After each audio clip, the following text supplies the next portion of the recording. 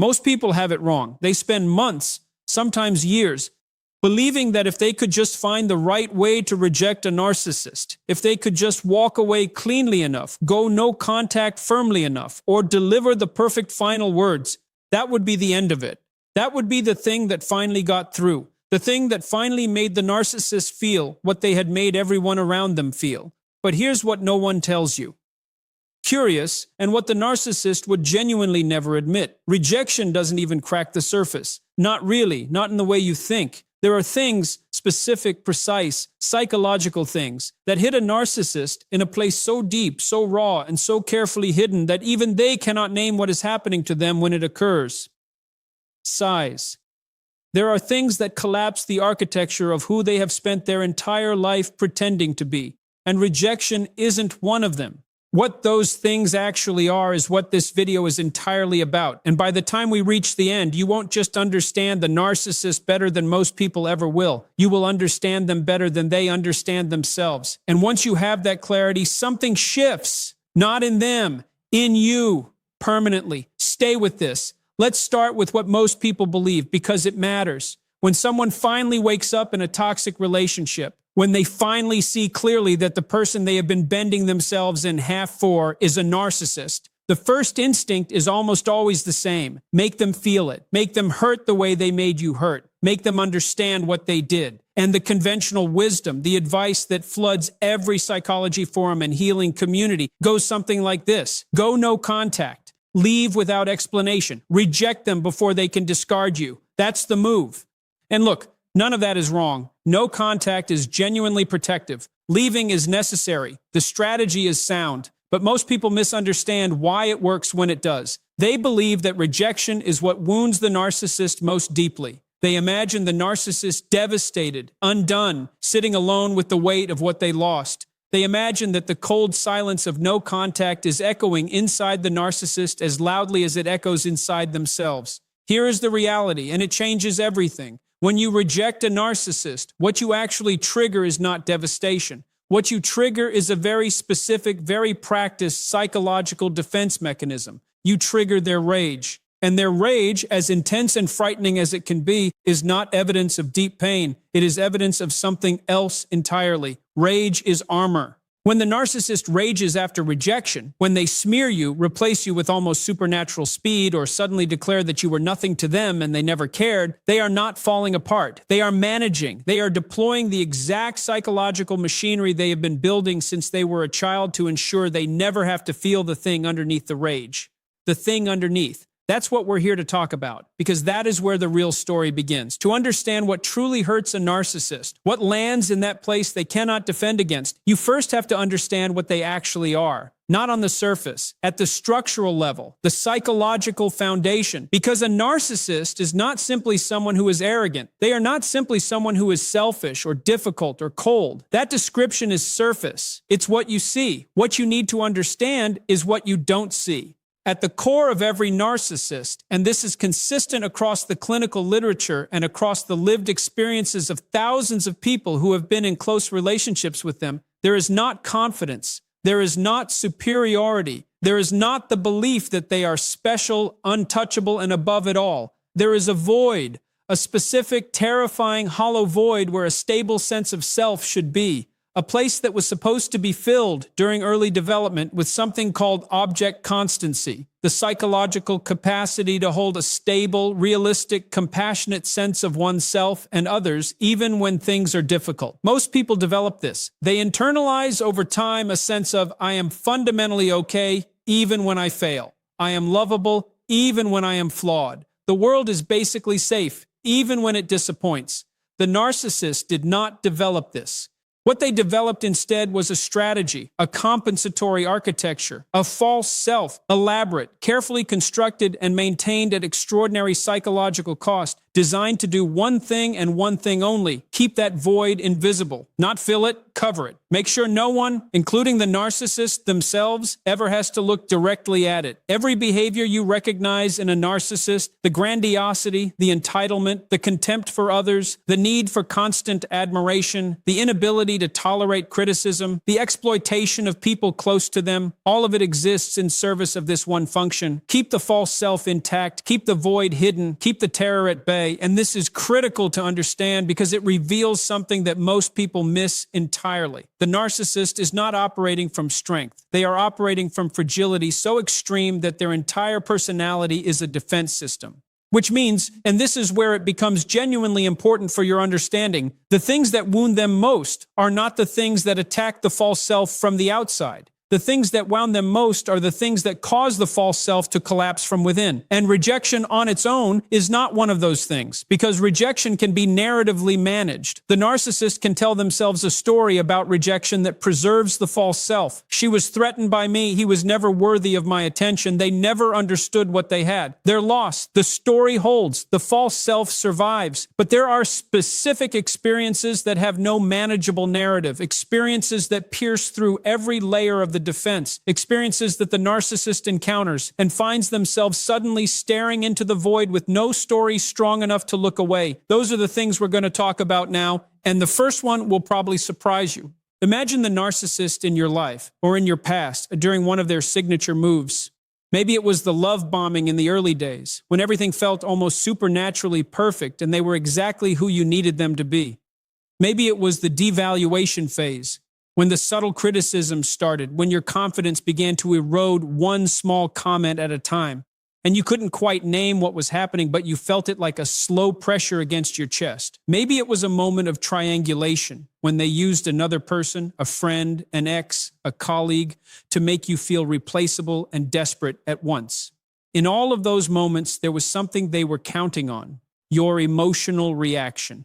Not just any reaction, a specific kind of reaction, one that kept you engaged, kept you invested, kept you explaining yourself, defending yourself, reaching for them, hurting visibly enough that they could see it. They needed your pain or your anger or your confusion to remain legible to them. They needed to be able to read on your face that what they were doing was working, that you were still inside their psychological territory, that they still mattered enough to you to produce an emotional response. Now picture something different. Picture a version of you that understands exactly what is happening, not angrily, not bitterly, not with contempt or with visible triumph, just clearly, calmly. You see the move, you understand the mechanism, you recognize what is being attempted, and your response, quiet, grounded, and entirely undramatic, is something like, "I see what this is."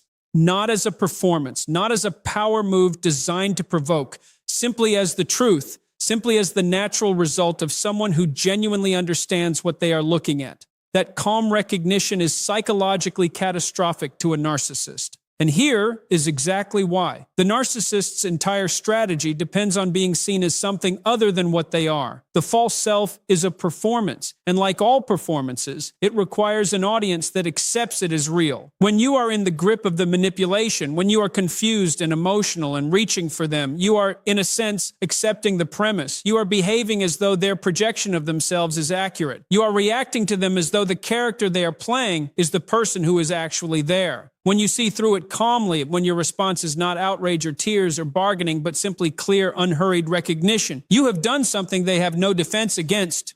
You have removed the audience. And without an audience that believes the performance collapses, not gradually, immediately. The narcissist suddenly finds themselves in a situation where their most powerful tool, the constructed persona, the mask, the carefully curated image, is simply not working. You are not responding to the character. You are responding to what is underneath it. And what is underneath it is the thing they have spent their entire life ensuring no one ever sees. This is why narcissists frequently become so intensely reactive when they sense someone genuinely sees through them. Not just skeptical, not just difficult, genuinely, calmly, clearly seeing the mechanism for what it is. What looks like rage from the outside is actually panic. It is the panic of someone whose only protection has suddenly failed, and they don't know how to exist without it. The calm that undoes them is not a tactic. It cannot be faked. They will see through a performance of calm just as quickly as you learn to see through theirs. What undoes them is the calm that comes from genuine understanding. The calm that says, I know exactly what this is, and it no longer has power over me. That is a wound that cannot be narratively managed, because you cannot tell a story that preserves your grandiosity when the person in front of you is simply not affected by your performance. There is no frame that makes that work. There is no interpretation that turns your unmasking into their weakness. You've already moved past the need to perform back at them. And that specific absence of reaction reaches something in the narcissist that rejection never could. But this is only the first of what we're going to examine. The second one is in some ways even more devastating because it is not something that happens in a room with them. It happens in the room they're not in. The narcissist's internal narrative, the story that holds the false self together, has a very specific structure. It requires a particular version of the people they have been involved with. And that version has a name, the version of you that confirms their superiority. Think about what happens in the final stages of a relationship with a narcissist, or in the aftermath of a devaluation or discard. There is almost always a narrative they construct, sometimes privately, sometimes publicly, about why you were the problem. You were too sensitive, too demanding. You didn't appreciate what they offered. You were lucky to have them and didn't recognize it. You weren't at their level. The discard or the ending of the relationship becomes, in their retelling, evidence of their own discernment. Evidence that they recognized something inadequate about you and moved accordingly. That narrative is not just ego, it is load-bearing architecture. The false self needs that story to remain intact because the false self is built on a hierarchy, and in that hierarchy, the narcissist must occupy the superior position.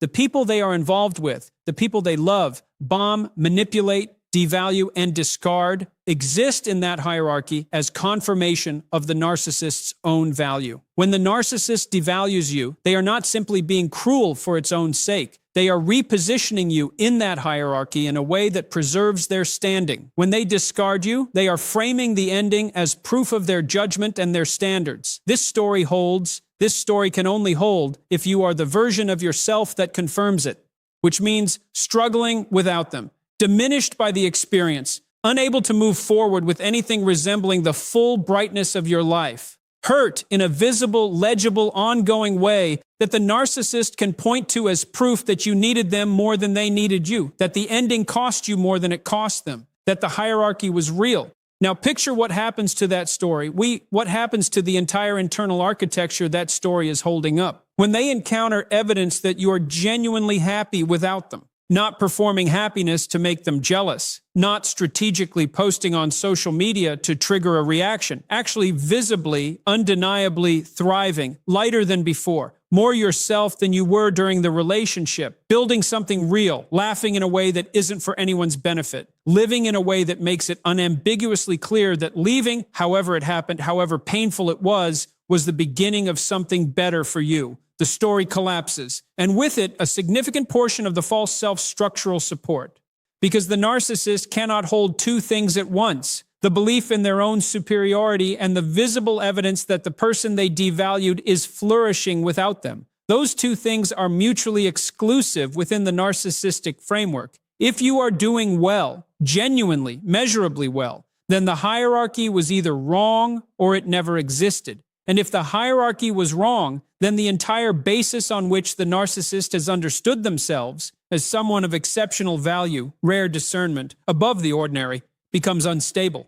This is why a remarkable number of narcissists, long after a relationship has ended, continue monitoring the lives of former partners, not because they want the relationship back necessarily, but because they need the narrative to remain intact. They need the evidence to keep pointing in the right direction. And when it stops, when the person they discarded begins to visibly succeed, genuinely recover, rebuild something beautiful from what was broken, there is a specific interior experience that the narcissist undergoes. It begins as irritation, then it shifts into something harder to name, a kind of unease, an internal questioning that happens beneath the level of conscious thought. Wait, if they are that okay without me, if they are in fact better, what does that mean about what I am? That question is devastating. not because it necessarily produces insight. A narcissist's defenses will work over time to suppress and redirect that question almost immediately. They will find a new narrative, a new frame, a new person to triangulate with, a new supply source to restore the sense of superiority. But for a moment, sometimes just a moment, the void beneath the false self is visible. Not to you, to them. And those moments accumulate. Your genuine happiness over time becomes one of the most psychologically corrosive things a narcissist can witness. Not because you are doing anything to them. You're not. You are simply living your life. But that life, in its very existence, disproves the story they needed to tell. And that is a wound that does not heal with time. It deepens with your every step forward. But here is something even more fundamental, something that cuts deeper than happiness, something that doesn't require the narcissist to see anything at all. We need to talk about indifference. There is a specific thing that the narcissist needs from every person in their orbit. A specific form of psychological nourishment without which the false self begins to destabilize in real time. They need to matter to you, not in the way a normal person needs to feel important to those they care about. This is different. This is not about love or genuine connection. This is about the narcissist needing your psychological attention, your awareness of them, your emotional reaction to them, your engagement with the story they are telling about themselves as a fundamental operating requirement, like oxygen. Without a steady supply of it, the false self does not simply feel diminished, it starts to fragment. This is what the psychological literature calls narcissistic supply. And what most people don't fully understand is that supply is not exclusively positive attention. Supply is any attention that confirms the narcissist's existence in your mental and emotional space. Your anger is supply. Your hurt is supply. Your obsessive thinking about what they did and why they did it is supply. Your attempts to get them to understand you, apologize, acknowledge the damage, all of that is supply. Even your hatred, when it is intense enough to be visible, is supply, because it confirms that they are so significant to you that they occupy your emotional center of gravity. This is why the discard cycle continues even after the relationship ends. The narcissist will return, not necessarily because they want you specifically, but because they want to know they can still produce a reaction. They want the confirmation that they are still in your head, that the hierarchy is still intact, that you have not escaped their psychological territory, and now understand what genuine indifference does to all of that. Not performed indifference. Not the stiff, effortful version of pretending not to care that is really a suppressed version of caring. Not the kind of indifference that secretly hopes they notice. Genuine indifference. The kind that exists when the emotional attachment has truly completed its dissolution. When the narcissist is no longer a significant presence in your internal life, not a villain you are processing, not a wound you are nursing, not an unanswered question you are turning over, just a chapter you have genuinely closed. That indifference is, to the narcissist, an experience for which they have no functional response. Think about it structurally. When you are angry at the narcissist, they can tell themselves you are angry because of how powerful they are, how threatening, how significant. When you are hurt, they can frame it as evidence of how much you needed them. When you try to get them to understand, they can enjoy the sensation of being pursued. Even when you reject them, they can frame it as your loss. These are all narratives that place the narcissist at the center of the story. Indifference removes them from the story entirely. And a narcissist removed from the story, your story, anyone's story, is confronted with something their psychology literally cannot accommodate. The experience of being irrelevant, not inferior, not rejected, not even disliked, simply not significant enough to generate a response. This triggers what psychologists who work with narcissistic personality disorder describe as a narcissistic collapse. Not always visible from the outside, not always dramatic, but internally, the experience of genuine irrelevance, of encountering someone who once existed in their emotional grip and now simply does not register them as anything more than a passing background detail, causes the false self to lose its primary source of confirmation. Because the false self requires constant reflection. It cannot sustain itself without mirrors, without people who see the performance, react to the performance, live their emotional lives in response to the performance. The narcissist, at a deep structural level, needs you to need them. Even in your anger, even in your grief, even in your attempts to understand what they did to you, as long as you need something from them, even just an explanation, even just an acknowledgement, they have a form of power. Indifference eliminates that. And here's the part that is genuinely fascinating from a psychological standpoint. The narcissist, who has spent their entire relational life making others feel invisible, irrelevant, discarded, has never built any internal tolerance for feeling those things themselves. They have no psychological muscles for it. Every time that feeling has approached, the defense system has redirected it, projected it, converted it into contempt for others, replaced it with new supply, buried it beneath the grandiose narrative. When genuine indifference arrives, there is nothing in the narcissist's psychological toolkit that can convert it into something manageable. It just lands in the void that has always been there, in the place they have never been able to look directly at. And what happens inside when that landing occurs, that internal collapse that the narcissist will never describe to anyone, that they barely have language for, is something we need to examine directly. Because this is where the full picture finally becomes clear. From the outside, when a narcissist loses their grip, when someone has seen through them, is flourishing without them, and is genuinely indifferent to their significance, the behavior you tend to see does not look like collapse. Not at first. What you see looks like escalation. The smear campaign intensifies. The hoovering attempts become more desperate. The narcissist suddenly reappears with a version of themselves that resembles who they were during the love-bombing phase, seemingly vulnerable, seemingly remorseful, seemingly self-aware.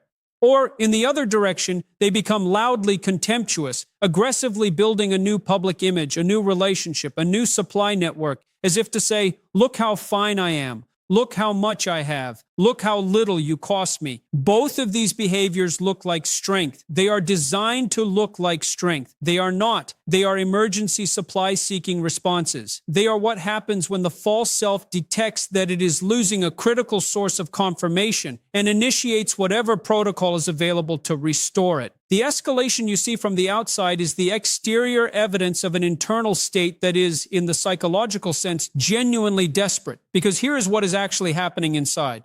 When the three wounds we have discussed, calm recognition, visible flourishing, and genuine indifference, begin to accumulate and land, the narcissist experiences something that their psychology has spent decades trying to prevent: a flooding of what is called the shame core. The deep, early forming, pre-verbal sense of fundamental defectiveness that underlies the narcissistic structure in the first place. Researchers and clinicians who study narcissism consistently identify shame, not pride, not arrogance, but intense, unbearable shame, as the driving emotional experience beneath narcissistic behavior. Not the ordinary shame of having made a mistake, something far more totalizing. The shame of believing at the deepest non-conscious level that the self is fundamentally inadequate. That if people saw all the way through, if the mask were removed completely, what they would find would justify abandonment. The false self was built to prevent that shame from ever being felt consciously. And it works most of the time because the narcissist can maintain enough supply, enough external confirmation, enough narrative control to keep the void at a manageable distance. But when the supply fails, when someone is no longer reacting, no longer confirming the hierarchy, no longer living within the narcissist's psychological story, the shame begins to flood upward, and there is nothing between it and the narcissist's consciousness. What they feel in those moments, and what survivors who have witnessed the narcissist in private without the performance describe seeing: a specific, almost animal quality of panic, a fragmentation that briefly removes all the polish and the performance, a moment where the person beneath the mask is briefly, terrifyingly visible, not as someone powerful, but as someone frightened, someone who does not know who they are without the confirmation of others, someone who has been running from something for so long that they have forgotten what they were running from, and now it has simply arrived. These moments are usually very short. The defense system reassembles quickly. The mask goes back on. A new supply source is identified. A new narrative is constructed. The narcissist moves forward as though the moment never happened. But something has shifted. Something that was structural, that was load-bearing in the architecture of the false self, has been weakened. And the more of these moments accumulate, the more difficult it becomes to maintain the full intensity of the facade. This is not something the narcissist will ever tell you. They will not call you and say, "Your indifference is breaking something in me." They will not acknowledge, "Watching you flourish disproves the story I needed to tell about what we were." They will not admit, "When you saw through me calmly, I felt the thing I have spent my whole life running from." The admission would require them to acknowledge the void, the shame core, the false self. And that acknowledgement would be the final collapse. So they protect themselves from it with everything they have, with rage, with replacement, with rewriting history, with finding someone new to perform for. But the wound is there, and it is not from rejection. It never was. It is from being known and remaining free of them anyway. Something happens when you genuinely understand this, not when you read a list of narcissistic traits, not when you intellectually accept that someone you cared about is probably a narcissist. Something different happens when you understand the architecture, when you understand what is actually beneath the performance, what it is actually running from, and what kinds of experiences actually reach it. You stop being inside their story. This is the shift that matters. And it is profound, because for most people who have been in close relationships with narcissists, the experience has involved living inside the narcissist story for an extended period, living in the narrative they constructed about who you are, what you deserve, what the relationship was, what your worth is in the hierarchy they built. Their story becomes the water you swim in. You don't always realize it while it's happening. You simply know that somehow your confidence has eroded, your self-perception has been distorted, your sense of what is real and what is not has been consistently destabilized. And in that space, in their story, rejection is the only move you can think of, because rejection is an act that happens within their framework. It is a response to their behavior, made on their terms, inside the narrative they are still controlling. But understanding the architecture changes everything. When you understand that calm recognition is more destabilizing to them than any emotional display, you stop performing for them. When you understand that your genuine happiness is existentially threatening to the story they need, you stop diminishing yourself to keep their narrative stable. When you understand that indifference, true indifference, removes them from your psychological story entirely, you stop feeding the supply loop that has kept you both locked in the same orbit. You are no longer playing the game, not because you are making a strategic decision to withhold, because you genuinely no longer need anything from them. Not an apology, not an explanation, not an acknowledgement, not even the satisfaction of watching them realize what they did. When you understand their psychology, this clearly, even that need for acknowledgement dissolves, because you understand that they cannot give it, not because they won't, because the giving of it would require the collapse of the very structure that makes them what they are. And you don't need them to collapse. You don't need them to understand. You don't need the truth to be spoken by them for it to be real. It is already real. The clarity you have right now,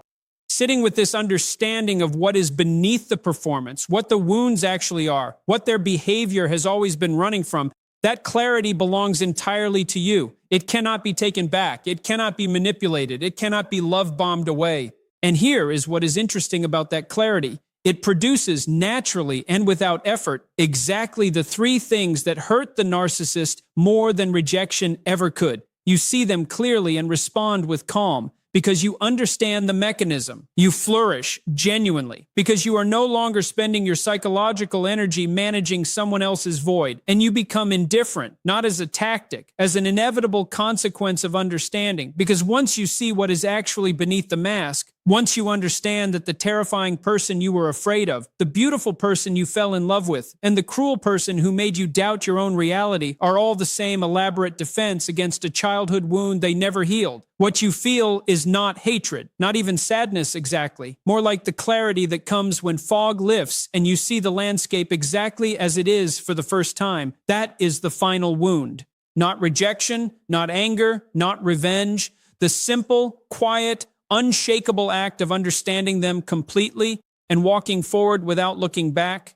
You came here believing that rejection was the most powerful thing you could do to a narcissist. You were wrong, and that is not a criticism. Everyone starts there, because rejection is what they made you think about. Rejection is where they wanted your energy. It keeps you in the game, keeps you in their story, keeps the supply flowing even in its most adversarial form. But the truth, the thing they will never name, never admit, and never let you know you have access to, is simpler and more permanent than any act of rejection. They are running from something. They have always been running from something. And what wounds them most is not being left. It is being seen all the way through to what is actually there, and having the person who sees it choose themselves anyway, choose peace anyway. Choose forward anyway, without drama, without revenge, without needing the narcissist to validate what they already know is true. That is the thing the narcissist has no defense against, not because it destroys them, but because it makes them irrelevant to your story in a way that their entire psychology was designed to prevent and cannot stop. The verdict is this: your calm is their chaos. Your healing is their exposure. Your indifference is their unraveling. And none of it requires you to do anything to them at all. It only requires you to finally, completely, and permanently choose yourself. That is the verdict. Say the narc verdict.